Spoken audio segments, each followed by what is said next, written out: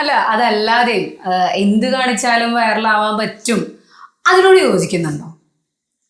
ചേച്ചി ഇപ്പോ ചേച്ചി എന്തൊക്കെയോ കാണിച്ച് വൈറലായി. അത് എന്താണ് അതാ ഞാൻ പറഞ്ഞത്. അത് നമുക്ക് ആവശ്യമുള്ള ഒന്നും അല്ല കാണിച്ചേക്കുന്നേ, അവൾ എന്തൊക്കെയോ കാട്ടിക്കൂട്ടി. അങ്ങനെയാണ് അവള് വൈറലായത്. അതൊക്കെ ഞങ്ങളുടെ ഔദാര്യം. ഇങ്ങനെയൊക്കെ ചിന്തിക്കുന്നവരോട് ഒറ്റ വാക്കിലെന്തെങ്കിലും പറ. ഞാൻ എന്റെ ജോലി ചെയ്തു. അതാണ് ഞാൻ എന്റെ ജോലി ചെയ്തു.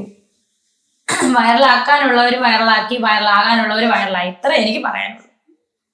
ആ സമയമാണ് ഒന്നൊന്നര എല്ലാം ഒരു സമയമാണ്. കുറച്ച് കഴിഞ്ഞ് ഈ സമയം മാറില്ലേ? പിന്നെ തീർച്ചയായിട്ടും മാറും. തീർച്ചയായിട്ടും ഞാനത് അക്സെപ്റ്റബിൾ ആണ്. എവിടെയും പറയുന്നത് ഞാൻ ഇപ്പോഴും പറയാണ്, ഞാൻ ഇതാവണം. ഇപ്പൊ പറഞ്ഞ കൂട്ടരെ പോലെ വന്ന ഒരാളെ അല്ല രേണുസുതി.